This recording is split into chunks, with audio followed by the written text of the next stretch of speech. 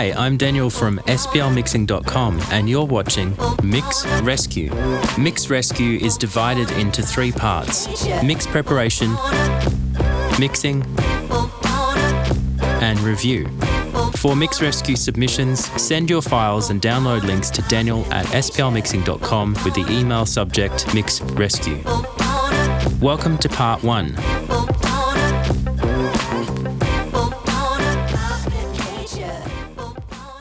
Welcome to another Mix Rescue. I think we're up to number 4 now, so if you haven't checked out the other 3, go back and check them out. But today we're actually doing, I would have to say, quite a bit different to what we've done in the past. I've got a track here which was sent in by Patrick Pleau.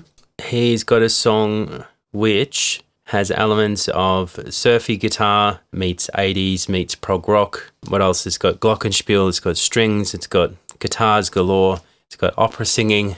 It's got everything. So there'll be a lot of opportunity to show a bunch of different mixing techniques. And to keep things interesting for me as well as for you guys, I'm actually going to try to avoid using my template. Maybe I'll bring in my vocal effects. I don't know. So Patrick says, "Hi Daniel, I'm a big fan of your channel and Mix Rescue. I watch them all. Love your results and attention to detail.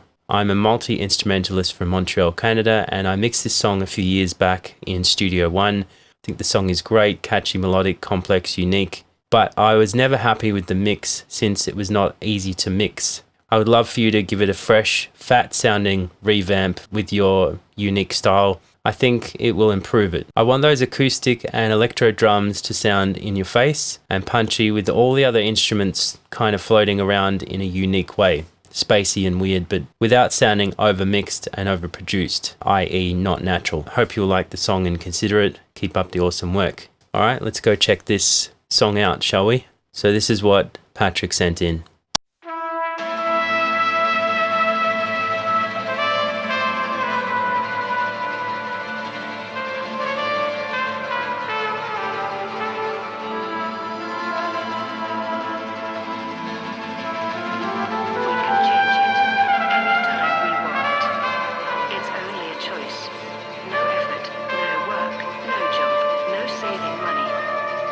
Just a choice right now between fear and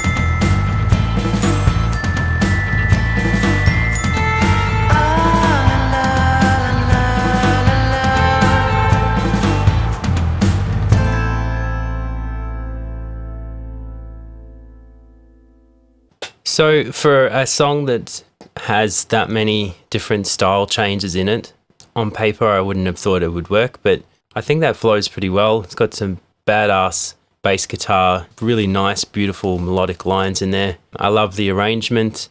It's like nothing I've ever heard before. I like that. I like different.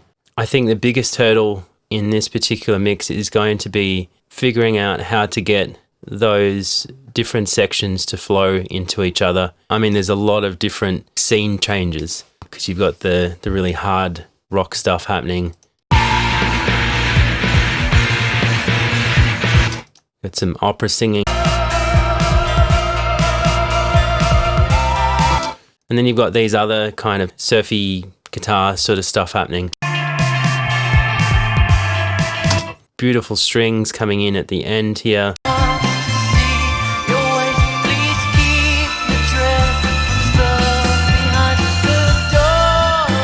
Trumpet at the beginning as well, so quite a few different things going on. We've even got synths in there, quite a few vocals, different bass tones. I'll show you how I've dealt with that, how I'm coping with just how massive this session is. So what I'll do is I'll jump into the prepping part of this. I've already done a bit of coloring of tracks and stuff, which is what I normally do.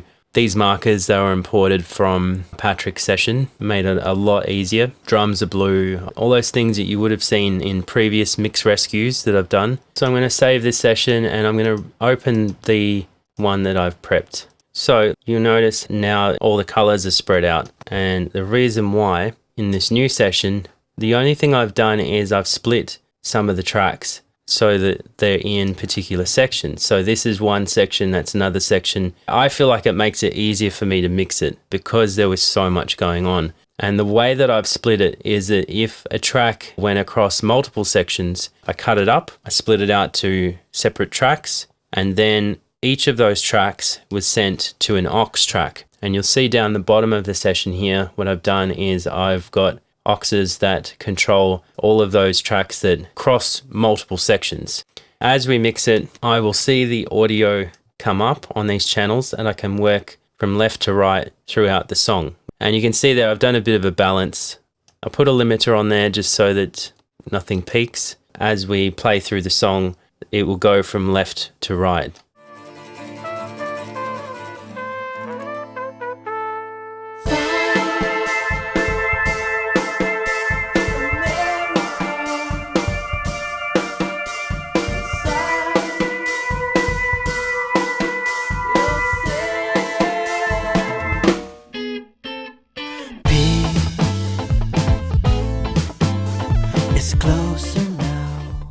That's the way I've set it up so that I can work through the mix in one pass and just scroll my way across the screen and just work through the different sections. To me, it just makes working on a song this complex a bit easier. Maybe I'll regret it. I don't know. We'll see. It makes sense in my head to do it this way. Just looking at where they're routed, we've got mix, mix, mix, mix, mix all the way through till we get here. And that's actually the first track that I've split. Okay, and that's sent out to aux crash. If we want to, we can go show assignments to aux crash, and we have two other assignments. And so I've split this track, duplicated it, and just deleted the sections. We can have a look. So you can see there, it appears there and it appears there. I just felt that was the easiest thing to do. So theoretically, I can go and apply processing here, and then it's done across those three tracks if I want to, but maybe I won't. So I'm kind of keeping my options open there, in that if I want to have different balances, different tones and stuff, section to section, I've got that flexibility. Hopefully that's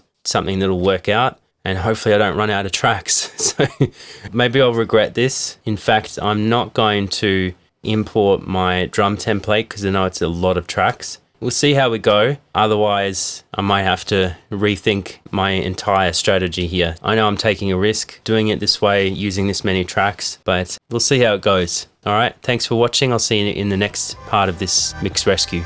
Stay tuned for the next part of Mix Rescue, and as always, happy mixing.